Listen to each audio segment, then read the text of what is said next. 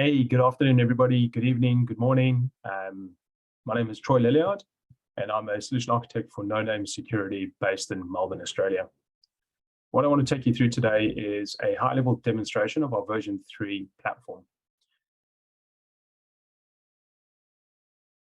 How I start off with is I like to pop into the documentation repository and start calling about some of the deployment patterns that the Noname can offer. I start off by looking at the simplistic, which is 100% SaaS. And when I say SaaS, it's actually a single tenanted, deployed into a region of your choice, so as to tick any data sovereignty concerns. And as you can see, we take asynchronously a feed of the traffic, the API traffic, from multiple places, from the edge all the way through to the core. And this allows us to correlate different perspectives and provide some additional insight and context around the APIs. A good example of this is often at a perimeter firewall, we see 20, 30, 40% more APIs than the customer thought they had. And then move on to looking at a hybrid approach where we can deploy remote engines into the customer's environment, be it their data center or their cloud. And as you can see, all the traffic is now pushed to the local remote engine where all the processing is done and just metadata is sent to the back end. This has a couple of benefits in that your data never leaves your four walls. And for some customers where there's large egress traffic, by the fact that all the processing traffic is done on the remote engine, we significantly reduce the egress costs that you would have had on a SaaS deployment. For customers that are even more security conscious or have additional regulatory constraints, we can deploy the backend into their own environment, be it their cloud or their data center. So be 100% on-premise, air-gapped into a dark site. Now, in reality, we'd often ask for a telemetry server just to help with the operations and the watering, feeding, and caring of the Noname platform. Right.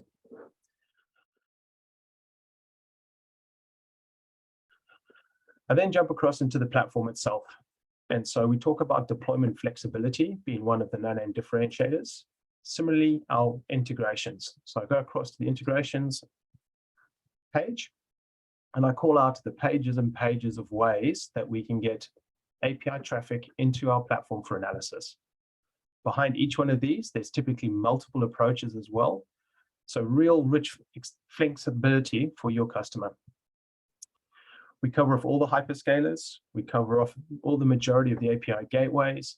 As we start moving into your private cloud and your data centers, your typical infrastructure components like F5 and your Citrix ADCs, all the way through to the back end. So, your Kubernetes and Istio. Right. While on this page, those with the keen ear would have heard that we sit out of band. So I often get asked questions around, well, how do you do prevention? How do you do enforcement? And so we've got outbound prevention integrations with a number of technology partners. And this is how we can make an outbound call to an enforcement point within the network. And depending on that integration is the level of action we can take. So with an Apogee, for example, we can revoke a token, whereas an F5 would probably block an IP address. But I'll show you more of that in the actual demo itself. So now once we start getting all the traffic into the platform, we start providing really macro view around your API inventory and the personalities and details within that inventory. So we've got 446 APIs, 129 issues. We're looking at the different data types contained and the different classifications contained within those APIs. So a lot of PII information here, some PCI information with the credit card numbers. We support a number of different API types. So REST form, XML, SOAP, gRPC, GraphQL, etc. And we help you look at your different API authentication across those. So, are you predominantly using basic authentication or are you using header authentication? And elements where authentication are not detected as well. One of the things I really like is also the unused in 60 days. So this is a good indicator that if an API hasn't been used in that period of time, it's probably a candidate for deprecation. Right? So now that we've got all the high-level number of APIs and a little bit around the understanding and the inventory of it, we start moving into elements of the posture assessment. So we use the OWASP API top 10 as the base reference. And as you can see, we've got a number of issues detected within that top 10, and we categorize those high, medium as low. and as different modules, runtime, posture, and data. Posture is typically configuration things that you can do right now that's going to significantly reduce the overall risk assessment or risk posture of your environment. And runtime is obviously active attacks, right? So now we move into APIs. And here you can see it's a lot more granular in that we capture it at a host, method, and path perspective. And that's the level of granularity that we build out the ML models at, that we then use for behavioral-based anomaly detection. You can see the issues contained with that API, the data types, data tags, the authentication, call flows, and network graphs help with visualization, whether it's internet accessible, and whether it's HTTP and HTTPS, the type of APIs, how heavily it's used. OpenAPI spec has got two great use cases. In the first instance, if you have a spec, you can upload it to the Noname platform, and we can monitor live traffic compared to the spec and make you aware of any variation between the two. So in this instance, we can see a diff sensitive in that the API is a matching spec, but an undocumented sensitive data type was discovered in the API response. So it really helps you with that governance around making sure live traffic matches your spec. Many organizations don't have spec files. They have a number of legacy APIs that aren't well documented. And in those instances, we can use the second use case of this functionality, in that the Noname platform, by sniffing the API traffic, is able to retrospectively produce a candidate spec. And I'll show that by going into the Swagger UI. And so these are all the APIs that the Noname platform has sniffed and discovered. And if we randomly choose on one, you can see it's pulled out all the parameters and the schema. Right. You can also demonstrate that by downloading the JSON spec. So I'll pop back into the platform, carry on talking about the request response data types, the source of where we've got it, when it was last seen, last updated. It's real rich information at a per API perspective. Now, I like to talk about how do we get from, say you've got thousands of APIs or tens of thousands of APIs, how do you really quickly get to actionable insights? And I really like this filter functionality. And by that, an example. So if I was only interested in the APIs that had PCI data or PAI data that were internet accessible, and where we didn't know the authentication. So obviously that would be a concern for us. So they're either learning the authentication or it's not detected. And you can see very quickly out of the 446 APIs, I've now identified 13 APIs of concern that meet this criteria. Now I can save this filter for future use, and it will be saved on the left-hand side here. Or I could save it as a policy. So once it's saved as a policy, we can then start identifying, should a new API meet this criteria, that it could trigger a policy, and with that, an alert or notification or some workflow. Right. On that topic, let me clear the filters. By selecting any of these groupings, you can see it contextually changes the information across all of these tabs. So it really helps you focus on what matters most, that proverbial needle in a haystack. Right. I then like to pop across to data changes, where once we've got the inventory, once we've done the posture assessment, we can continue to monitor it. It's not a set and forget or a run once report. And so we can track changes that come into the API inventory, be it new data types, new headers, new APIs, new fields. And this is, again, a way that you can help with good governance for your API environment. And clicking one on any of those would provide a lot more information around what has been introduced and when. I often get asked, well, how do you identify all the different data types within the API? And so if you're going into data types and we go to manage, you can see all the predefined ones that come out the platform and all the ones that you would expect. So things like PI information, PCI information, CVV numbers, etc. But you can create your own data type. So once again, very extensible. You can tag it with any one of these tags or create your own tag.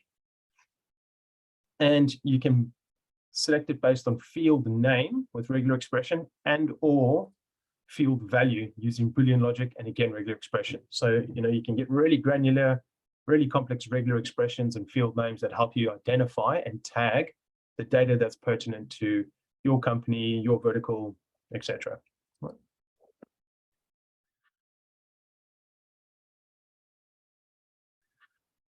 I then like to pop across to issues. And if you recall, we categorize issues by data, posture, and runtime. So an example of posture, we can see that there's broken verification of expired tokens. We can see there's data, forbidden data in responses. So once again, this is all sort of hygiene and configuration and development that you can go and fix right now to help improve your security. The second, and I think more interesting aspect, is when we start moving into runtime protection. So at this stage, our unsupervised ML has built out behavioral-based, what's good behavior for an API. And we can start picking up when there's anomalous behavior around that. So a good example is broken object level authorization, which is the number one OWASP, the number one in the OWASP API top 10. And in this instance, we can click on it. It provides us a description that a user has suspiciously attempted to access multiple API resources and has successfully accessed 9, while typically the user only accesses 1. Right? So high severity, it's mapped through to the OWASP API number 1, as I mentioned. Here's the API information, where we captured it, and the identifier of the individual. So we've identified, in this instance, it's Francis, and we've identified him by a JOT token, and we've also identified him by source IP address. Right?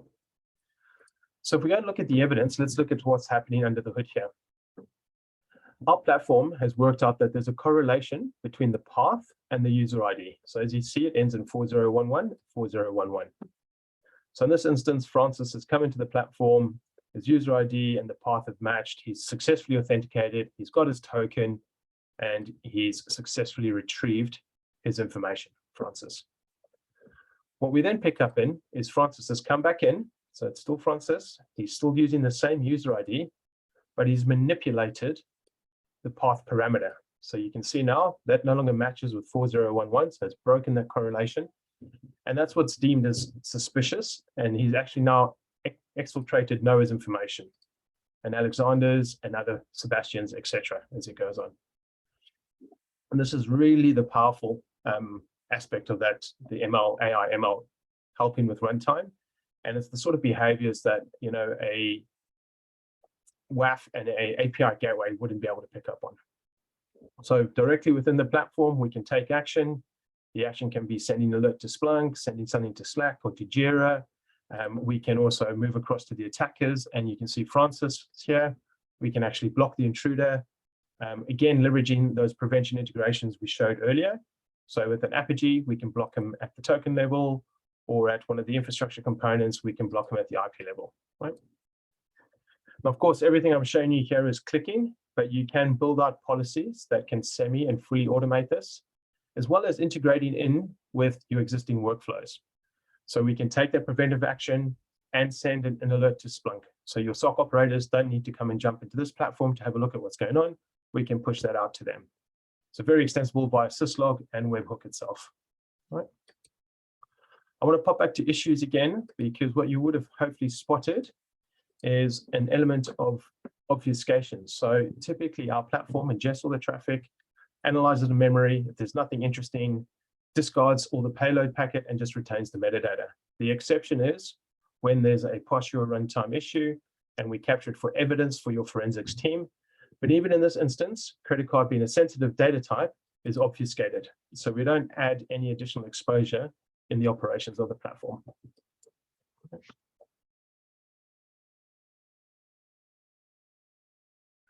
I'd now like to move across to active testing, the third pillar that we've talked about. So we've talked about discovery, inventory, posture assessment, runtime protection. And now we're moving into the shift left and making sure that our house is kept in order. Right? So typically a developer would come in here and upload his data source. And that source can be a spec file across many others that we support as well, including a capture from the Noname engine itself. You would point it to the test API backend, so sit environment, wherever your API backends are, and you'd set up a number of test authentications with different users. Right? So if I pop across to users, you can see we support multiple different authentication types. Right? So once we've got the source file and you set up your authentications, the platform ingests it, does some basic linting. It uses, again, that AI or NLP to help correlate between the producer and the consumer side of an API. And that's what really helps us start looking at business logic testing in the DevOps pipeline, and not just static code, SaaS, DAST, like your common tooling, right? If I pop across to the test profiles, you can see the number of tests that come with the platform, ranging from, a lighter weight 35 tests. If we look in that, you can see a number of are unticked. And this is kind of like if you're going to test really frequently, you don't want to slow down the DevOps velocity a whole bunch. So just test early, test frequent, test often. When you get closer to production, you may want to look at the more extensive scan. And as you can see, it's mapped across to the OWASP top 10, including business logic abuse, so like BOLAs, BFLAs, etc. And again, very, very extensive API-specific testing, checking for things like SQL injection, weak ciphers, excessive tokens, as well as those business logics. Right? Graphically within the platform, you can create your own suite, and then you can execute a scan directly from within the platform. And as you can see, we've done multiple scans of the API of the APIs across multiple days, and you can quickly compare scans between, say, for example, the 16th then and the 1st of September, and you can see whether you've resolved or introduced any new issues between those two dates. Right. Now, we know developers are pretty resistant to new tools, particularly web-based ones. So we can take this functionality and push it natively directly into the DevOps pipeline. Right? So from a CLI perspective, which they would be able to integrate into their IDE or into something like a Jenkins. Right? So you can add API testing as a stage prior to deployment. We give you all the instructions on how to do it. In reality, it downloads a Docker container and combines that with the test suite that we showed you, whether it's the light, medium, large, or extensive scans. And we surface the output directly into the console again, with verbosity as to the test that was done, the severity of the failure, and a reference where they can go and find out more information as to how to address those issues. Right? Like the main platform, we can also do integrations. So if there are any mediums or highs, we can push an alert straight away into Jira or into a Slack channel or into something, develop a tooling of your choosing. Right? The last thing I like to touch on is, as you'd expect, everything revolves around APIs. So we've got both the active testing module is exposed via APIs, as is the main platform itself. So all the clicks and bits that I've been showing you so far, you can in fact programmatically via the APIs. With that, I'd like to thank you for your time. Hopefully you found this useful.